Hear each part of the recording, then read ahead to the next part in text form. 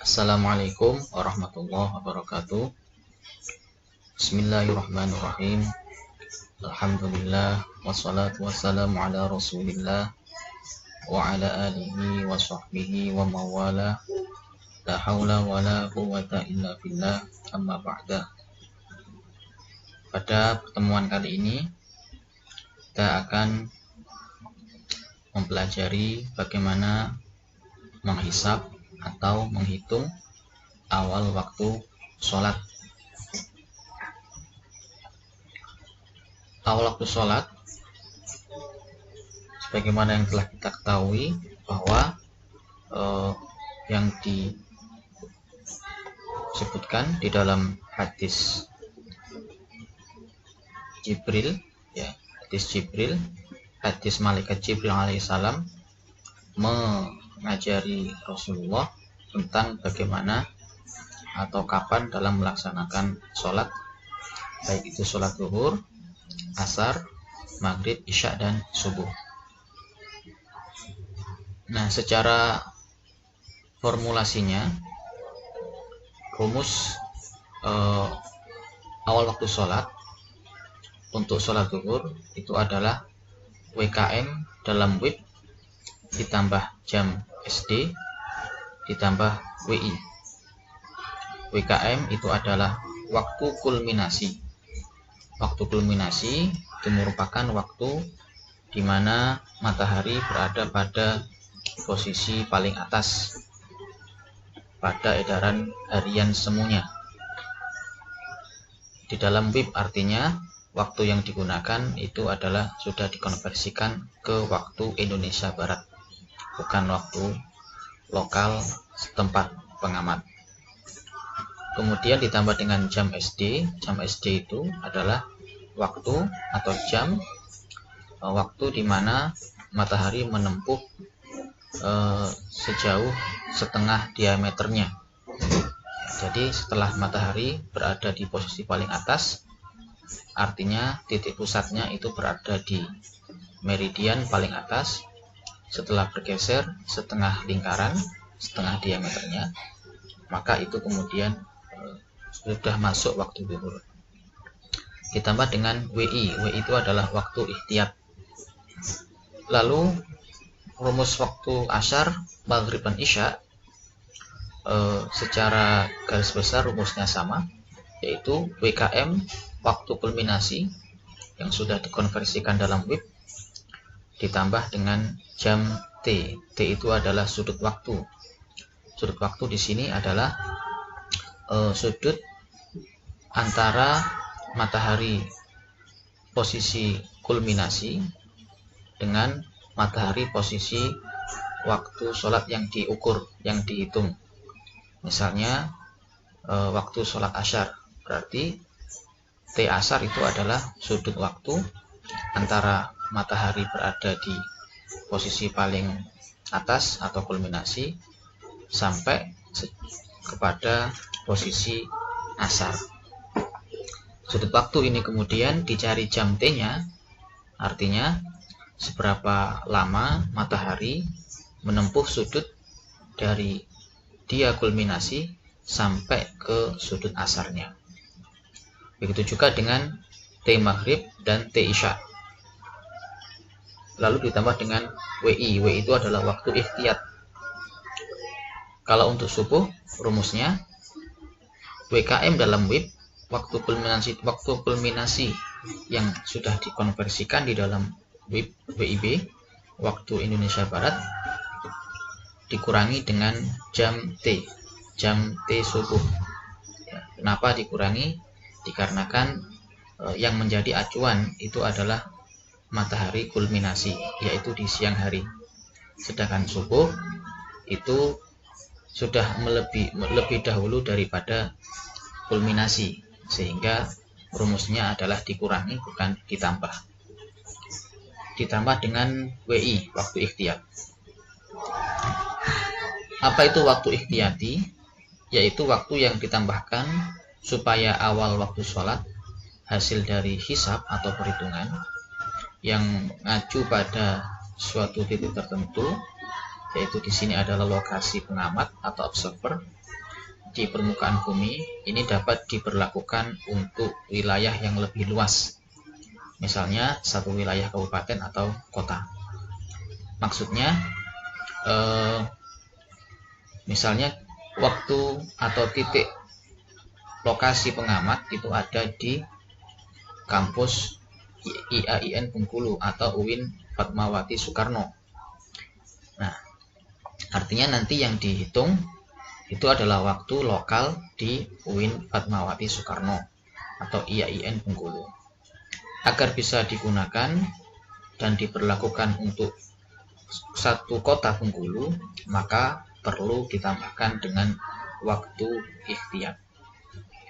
Waktu ikhtiyat itu secara bahasa artinya untuk kehati-hatian, ya. Jadi selain fungsinya untuk agar jadwal yang sudah dihitung itu bisa berlaku untuk daerah yang lebih luas, misalnya satu kota, juga untuk kehati-hatian dalam rangka mengantisipasi jika ada hasil perhitungan yang kurang tepat, maka ditambahkan waktu ikhtiyat itu, misalnya 2 menit untuk kehati-hatian mengantisipasi jika hasilnya itu adalah misalnya kurang atau kelebihan gitu ya. Biasanya kurang, misalnya kurang, maka perlu ditambahkan dengan waktu ikhtiyat agar diyakini waktu sholat itu sudah benar-benar masuk.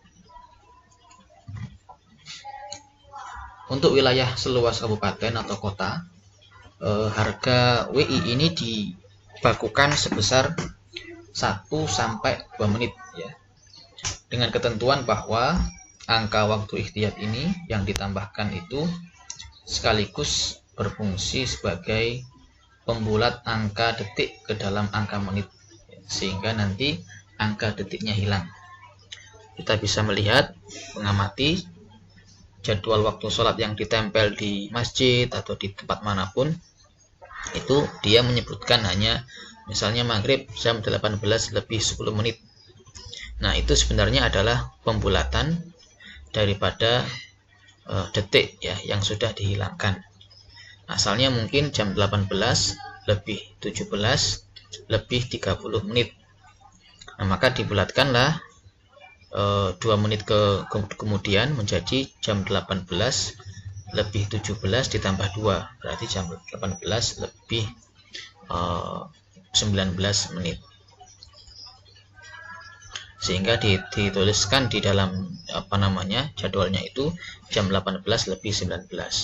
Kalau di jadwalnya itu dihitung jam 18 lebih 16 misalnya, maka jadwal aslinya itu jam 18 lebih 14 lebih sekian detik. Dihilangkan detiknya, kemudian yang menit dibulatkan ke 2 menit. Ini adalah ilustrasi atau gambar pergerakan matahari yang dijadikan sebagai acuan waktu sholat, acuan dalam menghitung waktu sholat. Kita lihat dalam gambar ya, dari di sini matahari mengalami peredaran semu ya, bergerak dari timur, terbit dari timur, kemudian akan terbenam ke barat ya. Dari timur naik ke waktu duha, naik lagi sampai waktu istiwa. Ini waktu kulminasi, waktu matahari berada pada posisi paling atas, lalu kemudian bergeser, ini waktu zuhur, lalu bergeser lagi ke barat sehingga sudutnya adalah 45 derajat, ini adalah waktu asar. Kemudian matahari terbenam, pas terbenam inilah, setelah terbenam matahari menunjukkan waktu maghrib sudah tiba. Lalu matahari tenggelam lagi kira-kira sebesar 18 derajat dari ufuk, adalah masuk waktu isya. Terus matahari sampai kepada titik paling bawah, begitu juga seterusnya. Nah, ini adalah yang dijadikan acuan sebagai penentuan waktu sholat berdasarkan pada hadis yang telah dijelaskan pada penjelasan fenomena alam sebagai acuan perhitungan awal waktu sholat fardu. Ini waktu imsak, kemudian subuh, syuruk itu terbit. Untuk saat ini kita mencoba bagaimana menghitung awal waktu sholat zuhur. Yang mana sholat zuhur ini diawali oleh peristiwa tergelincirnya matahari ke arah barat, atau yang disebut dengan zawalus syamsi, yang biasa juga sering disebut dengan zawal. Zawal artinya tergelincir, artinya matahari dikatakan tergelincir atau zawal dari kedudukannya pada saat kulminasi, pada saat matahari berada di posisi paling atas, kemudian bergeser sebesar semi diameter atau SD-nya atau setengah lingkarannya matahari, sehingga tepi timur piringannya berhimpit dengan meridian. Sebagai ilustrasi, ini adalah matahari. Ini yang kita jadikan hitungan adalah Surabaya ya, misalnya. Nah, ketika matahari bergerak dari timur ke barat, kemudian pada posisi yang paling atas, yaitu tepat di meridian Surabaya, nah, sehingga titik pusatnya matahari itu berhimpit dengan meridian, ini adalah kulminasi atau istiwa ya. Matahari berada di posisi paling atas. Titik pusat matahari memotong titik meridian tempat pengamat. Dalam hal ini adalah Surabaya. Nah, kita lihat bahwa ada setengah lingkaran yang matahari ini terbelah menjadi dua ya. Ada setengah lingkaran bagian timur dan setengah lingkaran bagian barat.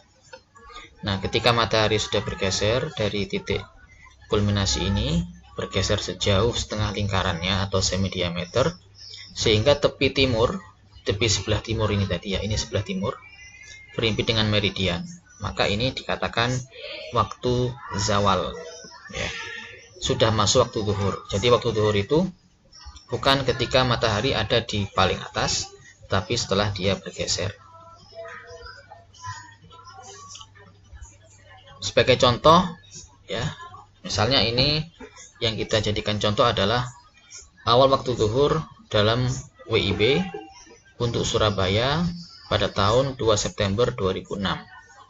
Pada tanggal 2 September 2006. Data yang kita butuhkan nanti, pertama data lintang atau pi ini ya. Pi. Yang kita hitung Surabaya, lintangnya adalah negatif 7 derajat 15 menit. Artinya Surabaya berada di sejauh 7 derajat 15 menit di selatan Khatulistiwa. Lalu data tentang bujur atau lambda. Lambda atau bujur daripada Surabaya itu sendiri, yang di sini adalah 112 derajat 45 menit bujur timur. Kemudian data E itu adalah equation of time, yang sudah kita singgung pada materi tentang konsep waktu ya. Selisih antara matahari rata-rata dan matahari pertengahan. Matahari hakiki dan matahari pertengahan. E yang kita hitung nanti kita mengambil data dari epimeris, buku epimeris. Kita lihat di sana pada pukul 5 GMT. Pukul 5 GMT itu maksudnya pukul 5 Greenwich Mean Time. Pukul 5 waktu Greenwich, waktu Inggris. Kenapa yang diambil pukul 5? Karena waktu Greenwich, Inggris sana dengan Indonesia itu selisih 7 jam. Ya, selisih 7 jam. Sehingga kalau zuhur di Indonesia adalah jam 12 misalnya, maka di Inggris di sana masih jam 5 pagi. Kita lihat data E pada jam 5 GMT itu adalah 0 jam 0 menit 11 detik. Lalu kita juga mengambil data SD, semi diameter matahari, atau lebar setengah diameter matahari pada pukul 5 GMT juga. Ya, kalau jam di kita itu jam 12 di Indonesia, di WIB. Kalau di di Greenwich, kota Greenwich, dia masih jam 5 pagi. Nah, lebar setengah piringan mataharinya adalah 0 derajat 15 menit 51,06 detik. Di mana kita mencarinya? Nanti ada buku Epimeris yang bisa kalian download nanti ya. Atau nanti ada sebuah aplikasi namanya WinHisab, boleh diinstal di laptop. Di situ nanti kita bisa mencari semua data sepanjang tahun. Pertama yang kita lakukan adalah mencari KWD. Ya, KWD itu adalah koreksi waktu daerah. Berapa selisihnya antara waktu Surabaya dengan waktu WIB, ya, karena tidak sama waktu lokal dengan waktu yang sudah dikonversikan ke waktu Indonesia Barat. Kenapa bisa beda? Dikarenakan bujur WIB yang dijadikan sebagai acuan waktu adalah 105 derajat, sedangkan bujur daripada Surabaya adalah 112 derajat 45 menit. Maka caranya rumusnya adalah bujur WIB dikurangi bujur Surabaya, hasilnya nanti dibagi dengan 15.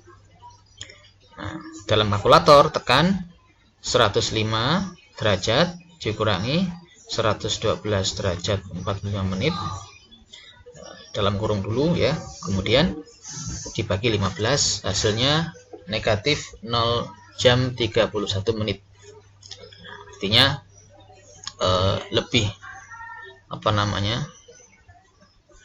lebih cepat ya di sini ya, lebih lambat Surabaya daripada WIB.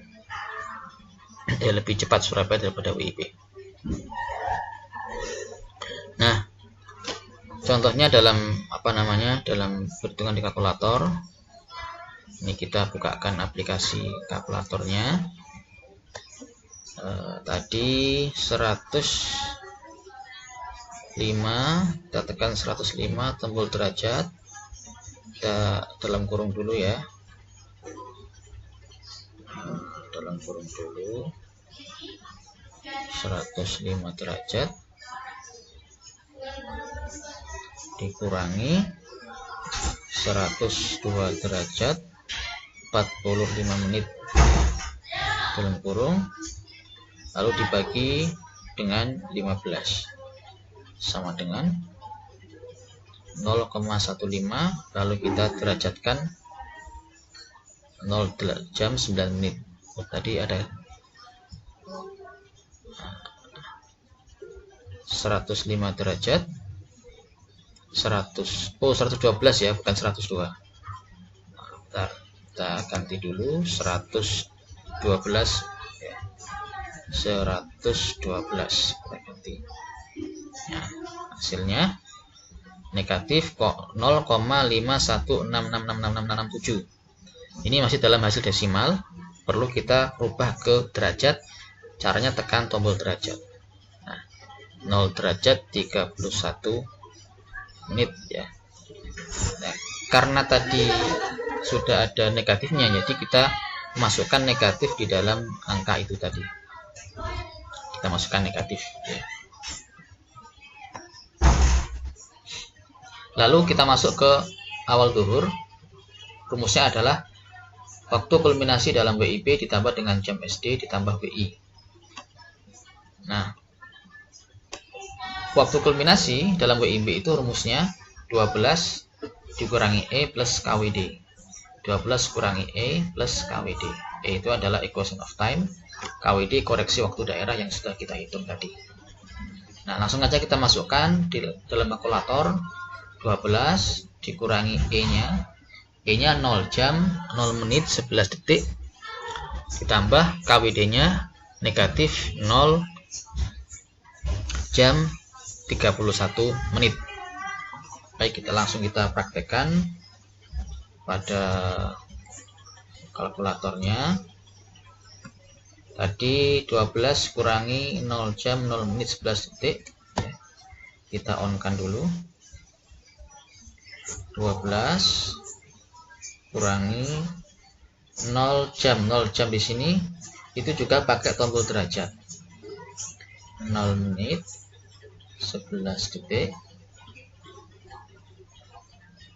plus KWD. KWD-nya negatif 0 jam 31 menit sama dengan ya 11,48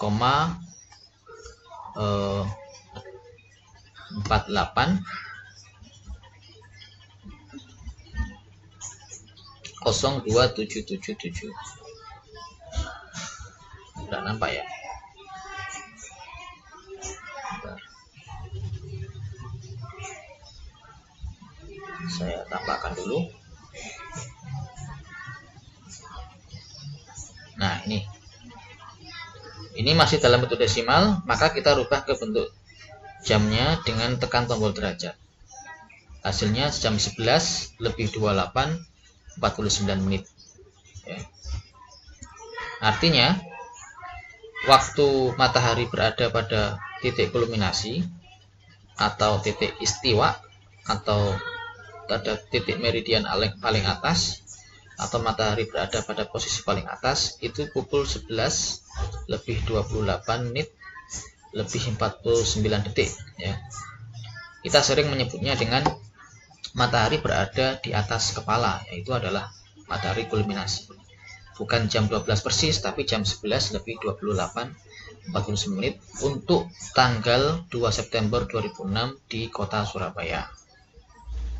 Lalu selanjutnya adalah kita mencari jam SD, maksudnya berapa waktu matahari menempuh sejauh setengah lingkarannya, setengah diameternya. Caranya kita bagi 15. Jadi SD-nya ini kita bagi 15. SD-nya adalah 0 derajat 15 menit 51,06 detik dibagi 15 ya. Baik, kita langsung ke kalkulatornya. Kita on-kan dulu. 0 jam 15 menit 15 tombol derajat 51,56 detik ya. Kita pastikan dulu 51,06 ya. 51,06 detik. Kemudian dibagi 15, kita bagi 15 sama dengan 0,0176122 sekian. Kita jadikan jam. Tekan tombol derajat. 0 jam 1 menit 3,4. 0 jam 1 menit 3,4 detik. Ini ya, sama. Lalu kita tambahkan 11:28:49 dengan 0 jam 1 menit 3,44 detik ya. Langsung kita ke kalkulator, tambahkan 11, langsung kita tambahkan, ditambah 11 jam 28 menit 49 detik. Hasilnya 11,49789. Kita jadikan derajat, jadikan jam ini ya. Berarti jam 11 lebih 29 menit lebih 52,4 detik. Ini adalah waktu zuhur untuk lokal pengamat, observer. Nah, ini kemudian kita berlakukan untuk satu kota Surabaya, maka perlu ditambah dengan ikhtiyat. Caranya adalah pembulatan ke 2 menit ya. Jadi untuk menjadi 11:29 ini ke 2 menitnya berarti 31 nanti. 11:31 itu selisihnya adalah 1 menit 7,56. Sehingga awal waktu zuhur Surabaya adalah jam 11:31 WIB pada tanggal 2 September 2006. Ya, jadi cara mudahnya kalau sudah ketemu menitnya di sini, langsung kita bulatkan ke 2 menit kemudian, berarti 31. Nah, tinggal berarti berapa WI-nya yang dipakai, itu selisih antara 11:31 dikurangi 11:29:52,44. Kita cek di kalkulator, langsung kita kurangi 11.31 menit. Selisihnya adalah ini ya. Oh, ini salah, bentar.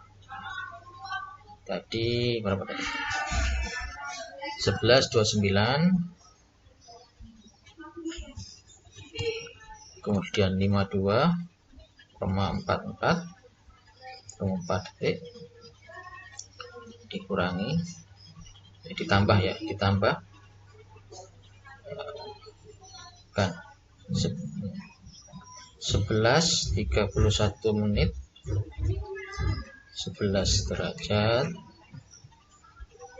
31 menit dikurangi 11 jam,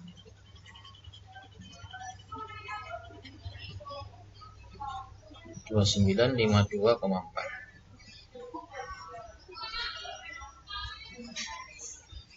Hasilnya 0 jam 1 menit 7,6. Ini 7,56 ya, dibulatkan. Nah, baik, itu untuk waktu, cara menghitung sholat waktu, awal waktu sholat zuhur. Sekian dari saya. Bisa kalian kemudian terapkan untuk menghitung waktu sholat di tempat masing-masing. Dari semua saya mohon maaf. Kita lanjutkan nanti ke waktu asar. Assalamualaikum warahmatullahi wabarakatuh.